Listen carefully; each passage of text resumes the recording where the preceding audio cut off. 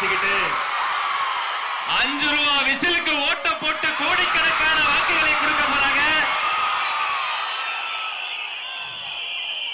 இந்த தருணம் அந்த தருணம் தர்மத்தாயின் தவப்புதல்வர் மாங்கனி மாநகருக்கு உங்கள் இதயக்கனி வருகிறார். கோட்டை மாரியம்மன் ஆட்சியோடு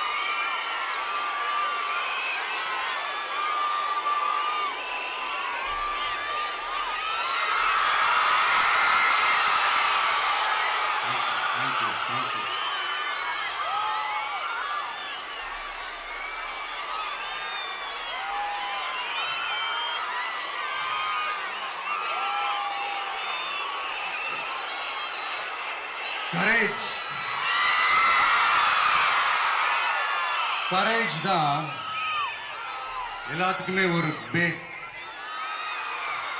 கரேஜ் தான் எல்லாத்துக்குமே ஒரு பவர். அப்படிப்பட்ட அந்த பவர் எதிலிருந்து ஆரம்பிக்கிறது தெரியுமா? நம்மள அண்டர் எஸ்டிமேட் பண்ற நேரத்துல, நம்மள ஒரு ஏளனமா பார்க்கிற நேரத்துல நம்ம யாருன்னு ப்ரூவ் பண்ணி காட்டணும்னு ஒண்ணு தோணும். நம்ம யாருன்னு காட்டணும்னு ஒரு உத்வேகம் ஒண்ணு வரும். அப்படி ப்ரூவ் பண்ற அந்த பாயிண்ட் எதுல இருந்து ஸ்டார்ட் ஆகுது தெரியுமா? எந்த விஷயத்துல நம்மள கிண்டலும் கேலியுமா பேசுறாங்களோ அதே விஷயத்தை வச்சு நம்ம அது ஒரு பாசிட்டிவா மாத்துறதுன்னு ஒண்ணு இருக்குல்ல, அதே விஷயத்தை வச்சு நம்ம அது ஒரு ஃபயரா மாத்துறதுன்னு ஒன்று இருக்குல்ல, அங்கிருந்து தான் அந்த பவரே ஸ்டார்ட் ஆகும். அப்படிப்பட்ட அந்த உண்மையான அந்த பவரை சொல்ற அந்த பாயிண்ட்ல இருந்து ஆரம்பிக்கலாமா? ஏ விஜய், வீட்டை விட்டு வெளியே வா. ஏ விஜய், பணியூர் விட்டு வெளியே வா அப்படின்னு சொல்றவங்களுக்கு என் வீடு எதுன்னு தெரியுமா?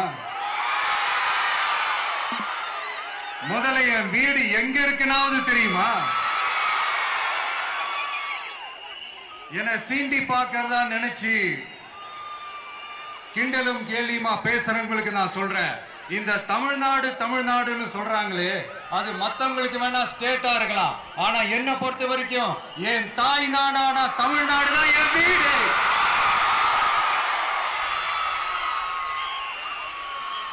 என் வீட்டுல மொத்தம் எத்தனை பேர் இருக்காங்க தெரியுமா? 8 கோடி பேர் இருக்காங்க. ஒட்டுமொத்த தமிழ்நாட்டு மக்களும் என் வீட்டு மக்கள், என் குடும்பம், என் உறவு, என் சொந்தம். எனக்கு எல்லாமும் கொடுத்த இந்த 8 கோடி சொந்தங்களுக்கு இனிமே எல்லாமுமா கூட நிக்க போறது இந்த விஜய் மட்டும்தான். தமிழ்நாட்டோட முதல் படை வீரனா, தமிழ்நாட்டோட முதல் பாதுகாவலனா அவங்க கூடவே நிக்கணும்ன்றதுதான் என்னுடைய குறிக்கோள். இன்னைக்கு இந்த விஜய், உங்க விஜய் உங்ககிட்ட ஓட்டு கேட்டு மட்டுமே வரல, உங்ககிட்ட நீதி கேட்டும் வந்திருக்கிற. ஆக்சுவலா உங்களுக்காக நீதி கேட்கறதுக்காக தான் நான் அரசியலுக்கே வந்தேன். ஆனா இன்னைக்கு நான் உங்ககிட்ட நீதி கேட்கறதுக்காக வந்திருக்கிறேன். இந்த விஜய் என்னங்க தப்பு பண்ணா? தன்னை நேசிச்ச தன்னுடைய மக்களுக்காக அரசியலுக்கு வந்தா அது ஒரு தப்பா?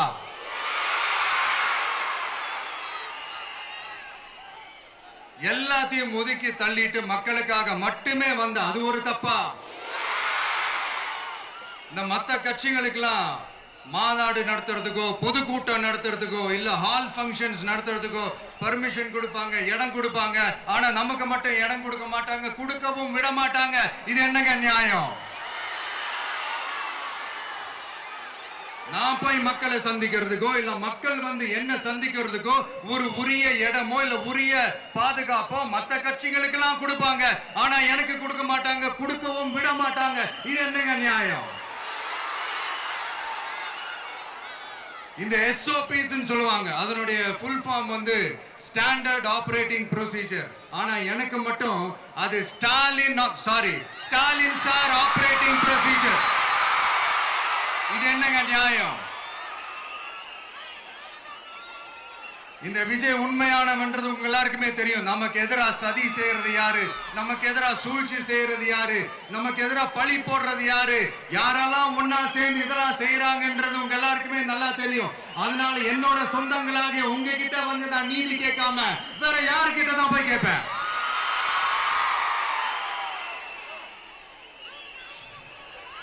செல்ஃபே எடுக்காத ஒரு கூட்டணி கணக்கு, செல்ஃபே எடுக்காத ஒரு அறத பழைய அரித்மேட்டிக் கணக்கு, இதெல்லாம் வேலைக்கே ஆகாது. ஆணித்தரமா அடிச்சு சொல்றேன். அப்புறம் இந்த காசு கொடுத்து ஓட்டு வாங்கிடலாம்னு கனவு காண்றாங்கல்ல, அதுவும் இந்த விஜய் வந்ததுக்கு அப்புறம் நடக்கவே நடக்காது. வண்டி வண்டியா கொண்டாந்து கூட்டுவாங்க. 1000, 2000, 3000, 4000, 5000 சாமி மேல சத்தியெல்லாம் வாங்குவாங்க. அப்படிதான் இத்தனை வருஷமா உங்களை ஏமாத்தி இருக்கிறாங்க. வாங்கிக்கங்க, சந்தோஷமா வாங்கிக்கங்க. எல்லாம் உங்க பணம் தான். வாங்கிக்கிட்டு அவங்க காதிலே விசில ஊதி அனுப்புங்க. எப்படி? அவங்க செவிலே விசில ஊதி அனுப்புங்க.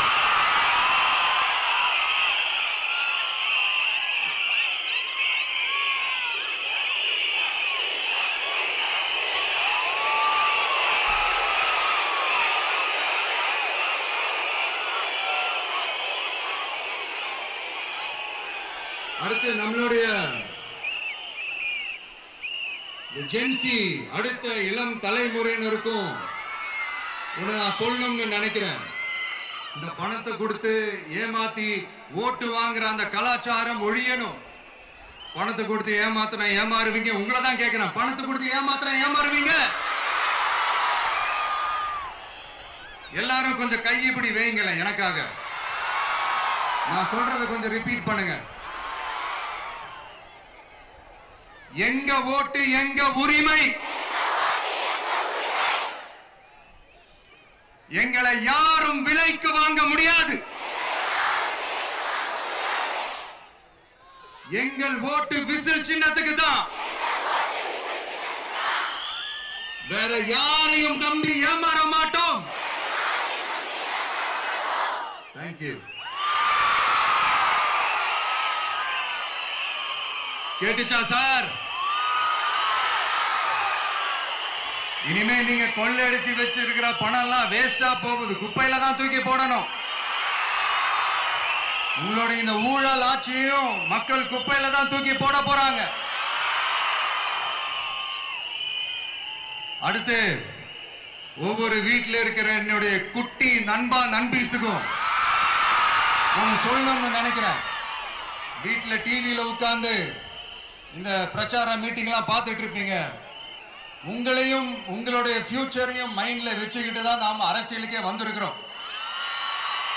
அதனால எனக்காக நீங்க ஒண்ணு செய்யணும். தொடர்ந்து செஞ்சுக்கிட்டு தான் இருக்கிறீங்க. நான் நிறைய கியூட்டான வீடியோஸ்லாம் நான் பார்க்கிறேன். லைக் உங்க அம்மா அப்பா கிட்ட மைக்க நீட்டி யாருக்கு ஓட்டு போடுவீங்கன்னு கேட்டா பின்னாடி இருந்த அந்த பையன், அம்மா விஜய்னு சொல்லுவா, அப்பா விஜய்னு சொல்லுப்பா அப்படின்னு நிறைய அந்த கியூட்டான வீடியோஸ் எல்லாம் பாக்குறேன். அதை தொடர்ந்து தயவு செஞ்சு அதை தொடர்ந்து கண்டினியூ பண்ணுங்க. உங்க வீட்டுல இருக்கிற உங்களுடைய அப்பா அம்மா தாத்தா பாட்டி பெரியப்பா பெரியப்பா சித்தி சித்தப்பா அத்தை மாமா ஓட்டு போடுற வயசுல இருக்கிற அண்ணன் அக்கா எல்லாரையும் விசில் சின்னத்துக்கு ஓட்டு போட சொல்லுங்க. விசில் சின்னத்துக்கு ஓட்டு போட வைங்க.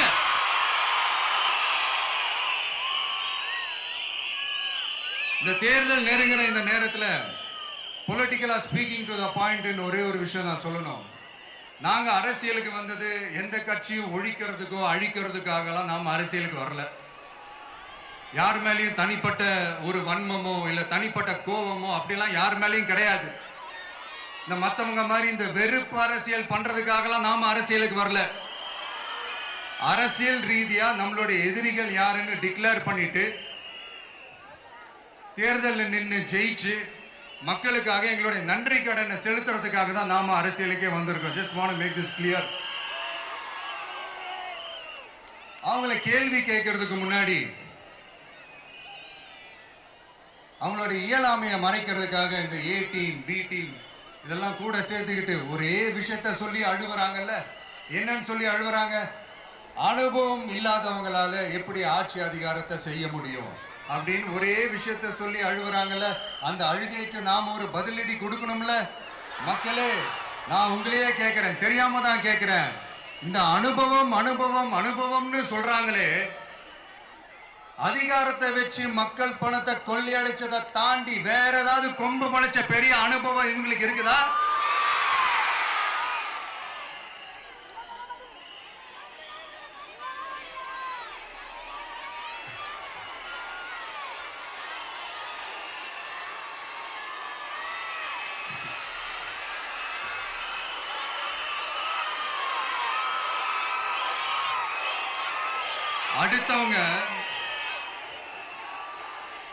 அடுத்தவங்க ஆரம்பிச்ச அரசியல் கட்சியில அடுத்தவங்களுடைய அட்ரஸ்ல அரசியல்வாதிகளா இருந்துட்டு இருக்கிற இவங்க எல்லாருக்கும் ஒரு சவால். என்ன மாதிரி தனியா என்ன மாதிரி சொந்தமா ஒரு கட்சி ஆரம்பிச்சு 1% அட்லீஸ்ட் 1% வாக்கு வாங்கி காட்டுற அந்த தில் இருக்குதா, திராணி இருக்குதா? 30 வருஷமா மக்கள் இயக்கமா இருந்து இன்னைக்கு மிகப்பெரிய ஒரு அரசியல் கட்சியா வளர்ந்து இந்த கூட்டணி கட்சிகள் மட்டுமே நம்பி இருக்கிற 75 வருஷ கட்சி 50 வருஷ கட்சின்னு இன்னைக்கு ஆட்சி அதிகாரத்துல இருந்துட்டு இருக்கிற இவங்க எல்லாரையும் மீறி இன்னைக்கு களத்துல தனியா நின்னு இந்த 2 வருஷத்துல முதன்மை சக்தியா வளர்ந்து 30% தாண்டி இன்னைக்கு மக்கள் ஆதரவை பெற்றிருக்கிற நமக்கு அனுபவம் இல்லையா? உங்களுடைய அனுபவம் என்னன்னு சொல்லட்டுமா? கட்சி ஆரம்பிச்ச அண்ணாவை மறந்தது, கட்சி ஆரம்பிச்ச எம்ஜிஆர் அவர்களை மறந்தது, கட்சியை வளர்த்த ஜெயலலிதா மேடம் அவங்களை மறந்தது. இவங்க எல்லாரும் சொன்ன விஷயங்கள், பேசின விஷயங்கள், எதையெல்லாம் ஃபாலோ பண்ணணும்னு சொன்ன விஷயங்கள் எல்லாத்தையும் மறந்தது. இவங்களுக்கு நமக்கு அனுபவம் இல்லையா? நமக்கு அனுபவம் இல்லதான். கொள்ளை அடிக்கிறதுலாம் எங்களுக்கு அனுபவம் இல்லதான். அதெல்லாம் எங்களுக்கு சுட்டு போட்டால வராது.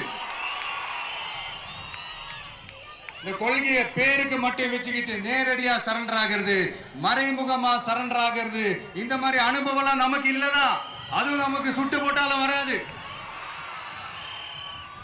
மக்களை நேசிக்கிற நல்ல குணம் இருந்தா போதும்யா.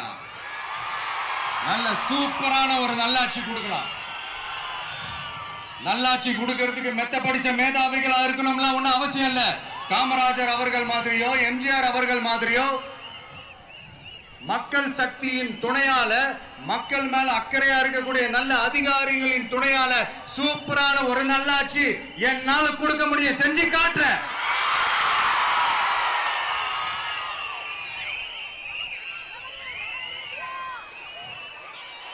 4.5 வருஷம் ஆச்சு, 4.25 வருஷத்துக்கு மேல ஆகுது.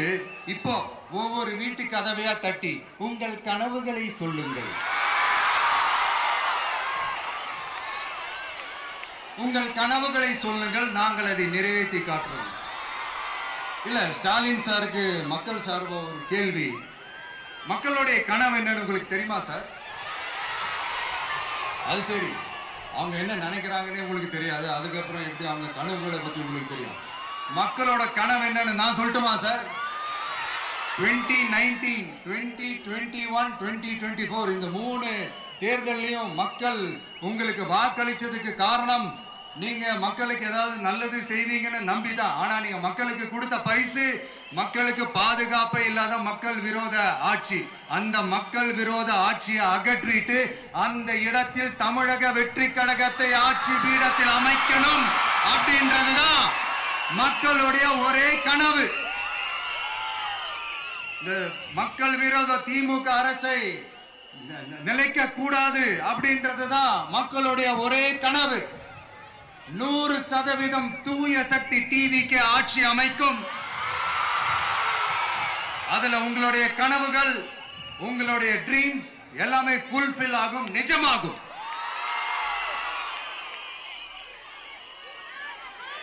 தமிழ்நாடு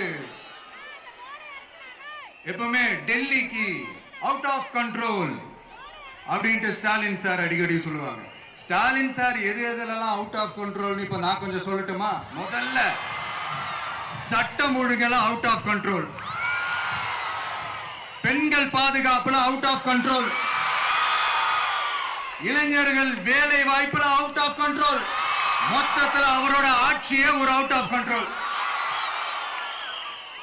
இந்த வருஷம் பிகினிங்ல சட்டசபையில பேசும்போது சொல்றாங்க, மக்கள் எல்லாரும் ரொம்ப மகிழ்ச்சியா இருக்கிறாங்க, அதனால நானும் ரொம்ப மகிழ்ச்சியா இருக்கிறேன் அப்படின்னு. மக்கள் சந்தோஷமா இருக்கிறத பார்க்கறது கூட ஒரு சந்தோஷம் தான் சார், அது யாரும் இல்லைன்னு சொல்லல. அப்படி உண்மையிலேயே மக்கள் உண்மையிலேயே சந்தோஷமா இருக்கிறாங்க அப்படின்னா ஏன் சார் விவசாயிகள் போராட்டம் நடக்குது? ஏன் சார் மீனவர்கள் போராட்டம் நடக்குது? ஏன் தொழிலாளர்கள் போராட்டம் நடக்குது? தூய்மை பணியாளர்கள் போராட்டம் ஏன் நடக்குது? அங்கன்வாடி ஊழியர்கள் போராட்டம், செவிலியர்கள் போராட்டம், மருத்துவர்கள் போராட்டம், மாற்றுத்திறனாளிகள் போராட்டம், அரசு ஊழியர்கள் போராட்டம், ஆசிரியர்கள் போராட்டம், இடைநிலை ஆசிரியர்கள் போராட்டம், பகுதி நேர ஆசிரியர்கள் போராட்டம். இதெல்லாம் உங்க ஆட்சியில மக்கள் மகிழ்ச்சியா இருக்காங்கன்றதுக்காக நடக்கிற போராட்டமா சார்? எனக்கு தெரிஞ்சு மக்கள் சந்தோஷமா இருக்கிறாங்கன்னா பொங்கல் வச்சு கொண்டாடுவாங்கன்னு கேள்விப்பட்டிருக்கிறேன். உங்க ஆட்சியில தான் போராட்டம் நடத்தி அவங்களுடைய மகிழ்ச்சியை வெளிப்படுத்துறாங்கன்னு நினைக்கிறேன். இன்னும் தீரவே தீராத பிரச்சனைகள்னா இருக்கிற இடம் பிரச்சனை, பார்க்கிற வேலை பிரச்சனை, பண்ற தொழில் பிரச்சனை, விலைவாசி பிரச்சனை, தண்ணி பிரச்சனை, பஸ் வசதி இல்லைன்ற பிரச்சனை, ரோடு சரி இல்லைன்ற பிரச்சனை, ஆஸ்பத்திரி சரியா இல்லைன்ற பிரச்சனை. இப்படி எல்லாம் ஒரு அடிப்படை விஷயங்களே பிரச்சனையா இருந்தா அப்போ ஆளுங்கட்சின்னு ஒண்ணு எதுக்குதான் இருக்கிறாங்க அப்படின்னு தானே மனசுல தோணும் மக்களுக்கு. ஆட்சிக்கு வர்றதுக்கு முன்னாடி தான் பொய்யா அடிச்சு விட்டீங்க, இப்ப ஆட்சியை விட்டு போகும்போது கூட பொய்யா பேசுறீங்களே சார், என்ன சார் இது? மாத்தி மாத்தி பேசுறதுல நீங்க வேற லெவல் தான் சார். ஆட்சிக்கு வந்த அடுத்த வருஷமே 2022ல 70% வாக்குறுதிகளை நிறைவேற்றிட்டோம்னு சொன்னாங்க. அப்புறம் போன வருஷம் 90% வாக்குறுதிகளை நிறைவேற்றிட்டோம்னு சொன்னாங்க. அப்புறம் இந்த வருஷம் 505 வாக்குறுதிகளை 404 வாக்குறுதிகளை நிறைவேற்றிட்டோம், கிட்டத்தட்ட ஒரு 80% வாக்குறுதிகளை நிறைவேற்றிட்டோம்னு சொன்னாங்க. முதல்ல 70, அப்புறம் 90, அப்புறம் 80. இன்னும் தேர்தல் நெருங்க அது 60, 50, 40, 30, 20ல போய் நிற்கும்னு நினைக்கிறேன். அதையும் அவரே அறிவிப்பாரா என்னமோ எனக்கு தெரியல. முதல்வர் ஸ்டைல்லையே சொல்லணும்னா, பொய்யிலேயே பிறந்து பொய்யிலேயே வளர்ந்த புலவர் பெருமானே, கொஞ்சம் அத திருத்தி சொல்றேன், புலுகர் பெருமானே, அது இன்னும் பொருத்தமா இருக்கும். அவருடைய அண்ட புழுகு, ஆகாச புழுகு என்ன தெரியுமா? பெண்களுக்கு பாதுகாப்பு தமிழ்நாட்டில் எங்க போனாலும் கொட்டி கிடக்குதான். அப்படி அது உண்மைனா அண்ணா யூனிவர்சிட்டி அந்த பொண்ணுக்கு ஏன் சார் அப்படி ஒரு கொடுமை நடந்துச்சு? கோவை கல்லூரி பெண்ணுக்கு ஏன் சார் அப்படி ஒரு கொடுமை நடந்துச்சு? பெண் குழந்தைகள் பாதிக்கப்படுறதா கிட்டத்தட்ட 1000க்கும் மேலான போக்சோ கேசுகள் ஏன் சார் பதிவானுச்சு? போதைப் பொருள் கலாச்சாரம் கண்ட்ரோலே இல்லாம அது பாட்டுக்கு தாறுமாற எங்கேயோ போய்கிட்டு இருக்கு. வயலன்ஸ் எல்லாம் தலைவிரிச்சு ஆடுது. அதுக்கு ஒரு ரீசெண்ட் எக்ஸாம்பிள் அந்த ரயில்வே ஸ்டேஷன்ல அந்த சிறுவர்கள் எல்லாரும் சேர்ந்து செஞ்ச அந்த சம்பவம். சட்டம் ஒழுங்கு சரியா இருந்தா ஏன் சார் இப்படி எல்லாம் நடக்குது? சட்டம் ஒழுங்கு சரியா இருக்கணும்னா முதல்ல தமிழ்நாட்டுக்கு ஒரு டிஜிபி வேணும் சார். எங்க சார் போனார் அவரு? எங்க அவரு? சும்மா இந்த ஆக்டிங் ஆபீசரை வச்சுக்கிட்டு அரசாங்கத்தை நடத்துனீங்கன்னா இப்படிதான் சட்டம் ஒழுங்கு சந்தி சிரிக்கும். முதல்ல தமிழ்நாட்டுக்கு ஒரு டிஜிபியை போடுங்க சார். அதுக்கப்புறமாச்சும் சட்டம் ஒழுங்கு சரியாகுதான்னு பார்ப்போம். சரிப்பா, கேள்வியா கேட்கிறிய, நீ வந்தா என்ன செய்வ அதானே கேட்கறீங்க. கரெக்ட், கேட்கணும். மக்களோட அடிப்படை தேவைகளை தீர்க்கிறது தான் நம்மளுடைய ஃபர்ஸ்ட் வேலையே. அதை தீர்க்கிறதுக்கான அந்த தேடி போறது, அதோட சொல்யூஷனை தேடி போறது தான் நம்மளுடைய ஃபர்ஸ்ட் அஜெண்டாவே. கொஞ்சம் வெயிட் பண்ணுங்க, தேர்தல் அறிக்கை ரெடி ஆயிட்டு இருக்கு. தெளிவான ஒரு தேர்தல் அறிக்கையாவது வரும். என்ன நம்புற உங்களை நான் டிசப்பாயிண்ட் பண்ணவே மாட்டேன்.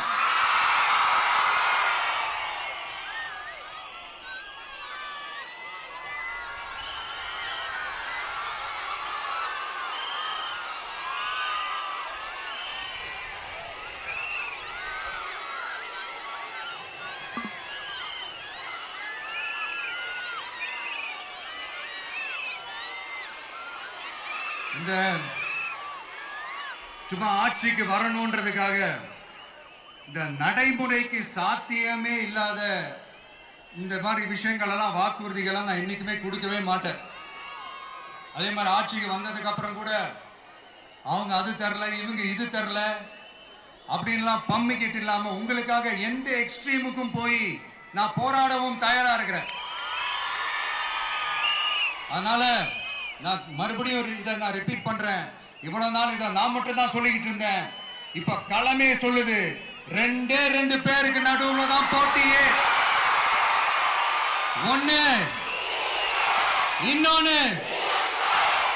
ஒண்ணு தூய சக்தி டிவிக்கு, இன்னொன்னு தீய சக்தி டிஎம்கே.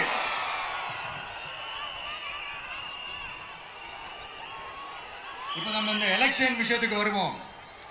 விஜய் என்னப்பா இவரை மட்டும் தான் எதிர்க்கிறாரு, இவங்களை எதிர்க்க மாட்டேன்றாரு, அவங்கள பத்தி எதுவுமே சொல்ல மாட்டேங்கிறாரு. இல்ல நான் கேட்கிறேன், இது யாருக்கான எலெக்ஷன்? தமிழ்நாடு சட்டசபைக்கான ஒரு தேர்தல். இப்ப இங்க யார் ஆட்சியில் இருக்கிறா? யாரு பொய்யா வாக்குறுதிகளை கொடுத்து மக்களை ஏமாத்துறது? யாரு மக்கள் விரோத ஆட்சியை நடத்துறது? அப்ப இங்க யாரை அகற்றணும்? இந்த மக்கள் விரோத திமுக அரசை அகற்றணும்னா நம்ம யாரை எதிர்க்கணும்? எதுக்கு தேவையில்லாம பல முறை மக்கள் ஆல்ரெடி டிலீட் பண்ணவங்களை எதுக்கு நம்மளுடைய கான்சென்ட்ரேஷன், நம்மளுடைய டார்கெட் திமுகன்றப்போ டார்க்னஸ் குள்ள எதுக்கு கல்லெறியணும்? இங்க மக்களை விரும்புற விஜய் வேணுமா, இல்ல மக்கள் விரோத ஆட்சி நடத்துற ஸ்டாலின் சார் வேணுமா? அவ்வளவுதான் இந்த தேர்தலே. இதுக்கு நடுவுல வேற யாருமே கிடையாது. புரியுதுங்களா உங்களுக்கு? என் நெஞ்சில் குடியிருக்கும் சேலம் மக்களே,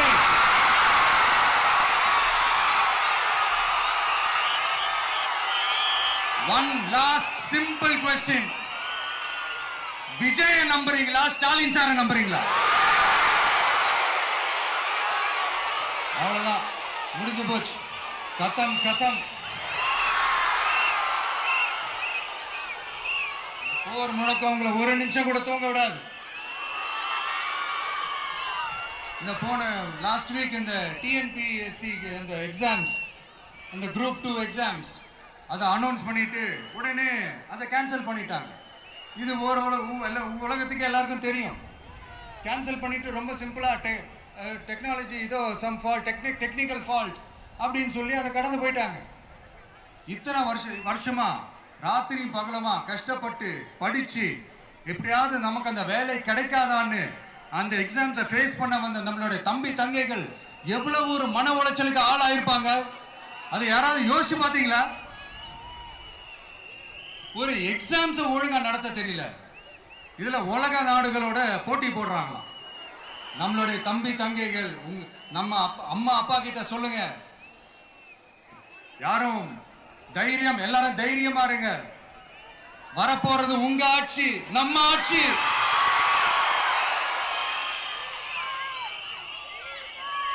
அதனால இந்த மாதிரிலாம் எதுவும் நடக்காம சமூக நீதிக்கான ஒரு நல்ல ஆட்சியை அமைப்போம். இளைஞர்களின் வேலை வாய்ப்புகளை மனசுல வச்சுக்கிட்டு டிரான்ஸ்பரண்டா அதுக்கான ஒரு தீர்வை காணுவோம். நான் விக்கிரவாண்டி மாநாட்டில் பேசும்போது ஒரு பொலிட்டிக்கல் பாம் ஒன்னு சொன்ன ஞாபகம் இருக்கா? ஆட்சியிலையும் பங்கு அதிகாரத்திலையும் பங்குன்னு ஒன்னு சொன்னேன். இப்போ அந்த பொலிட்டிக்கல் பாம் எல்லா கூட்டணியிலையும் வெடிச்சுக்கிட்டு இருக்கு, தாறுமாற வெடிச்சுக்கிட்டு இருக்கு. ஸ்டாலின் சார்லாம் பதறாரு. ஆட்சி அதிகாரத்துல பங்கெல்லாம் தமிழ்நாட்டில் ஒத்து வராது அப்படின்னு சொல்றாரு. அவங்கள பொறுத்த வரைக்கும் ஜெயிக்கிறதுக்காக மட்டும்தான் கூட்டணி, மற்ற எல்லாத்துக்குமே அவங்க தனி அணி, அவங்க மட்டுமே ஒரே அணி. வெல்வோம் ஒன்றாக, ஆனா வரும் வெல்த் எல்லாம் பார்ப்போம் தனியாக. அந்த வெல்வோம் ஒன்றாக என்றது இதுதான் அந்த சீக்கிரட்டே. புரிய வேண்டியவங்களுக்கு நல்லா புரியும் நினைக்கிறேன். உங்களோட நான் இருக்கேன், நம்மளோட நம்ம மக்கள் இருக்காங்க. இதுக்கு மேல என்ன வேணும்? கான்பிடென்டா இருங்க, நல்லதே நடக்கும், வெற்றி நிச்சயம். மீண்டும் சந்திக்கும் வரை நன்றி, வணக்கம்.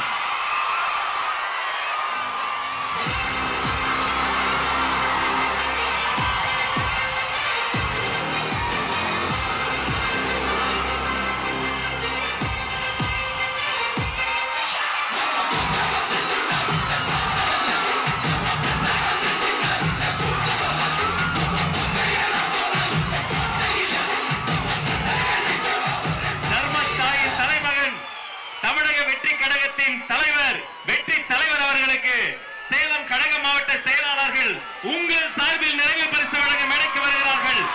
சேலத்து இளம் சிங்கம் தமிழன் பார்த்திபன்,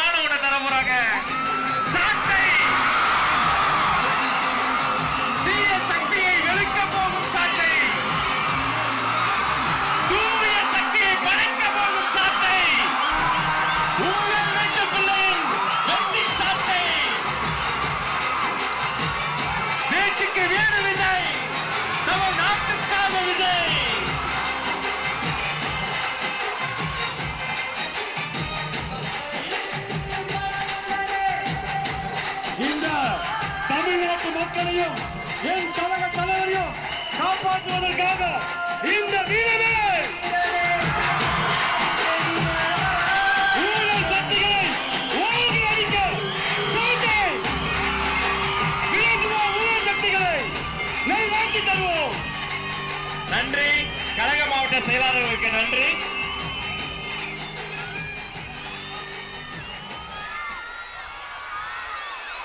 மாவட்ட செயலாளர்களுக்கு நன்றி.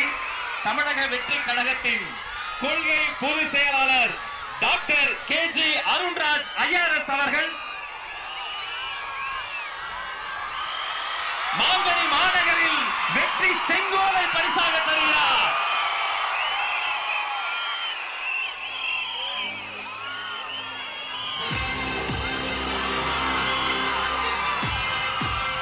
அந்த வெள்ளி செங்கோலோடு சேர்த்து மக்களின் சார்பில் மாங்கனி மாநகரில் மாவட்ட கழக செயலாளர் மக்கள் சார்பில் பொன்னிற செங்கோலையும் தருகிறார்.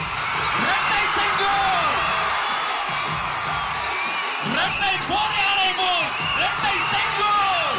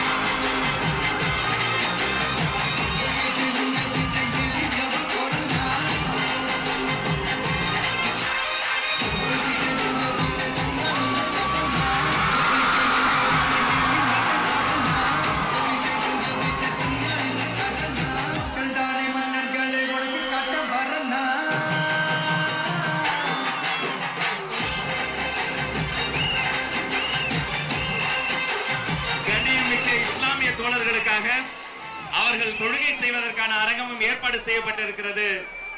இத்தனை நேரம் பொறுமை காத்து எங்களோடு இணைந்திருந்த அத்தனை சொந்தங்களுக்கும் நன்றி, நன்றி, வெற்றி, வணக்கம்.